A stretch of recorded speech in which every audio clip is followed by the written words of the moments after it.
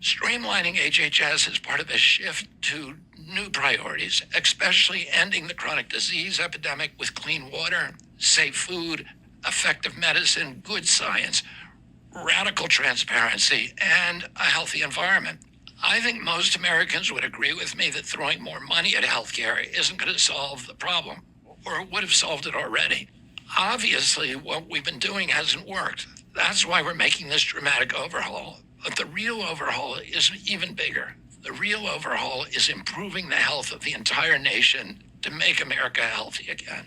That was the introduction to a radical restructuring of health and human services. So they're taking 82,000 full-time employees. They just laid off 10,000 today. An additional 10,000 either took buyouts or retired early. So now we're at 62,000 full-time federal employees. They're taking divisions of 28 and consolidating it down to 15, and they're cutting the regional offices in half.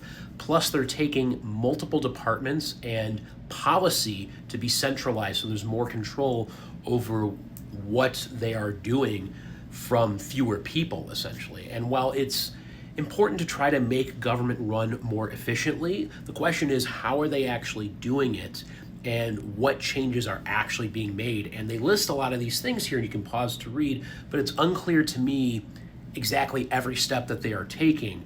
They are taking what multiple agencies were trying to do that were highly specialized, and they're consolidating them, so you don't really know how much of those initial missions are going to continue. And it appears from previous news reports that there's already concerns about the fact that drug approval processes may slow down because of these layoffs. The work looking into vaccine research efficacy and hesitancy is being cut off.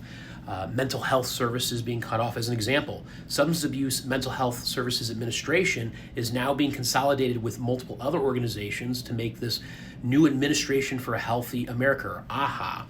And so it's unclear to me how much we're going to be addressing chronic diseases if we're taking these agencies that deal with chronic diseases, infectious diseases, and consolidating them. So there's a lot to look into here that I'm still learning about, and when I know more information, I will let you know in the future, but we have to keep an eye on this to know what is going on.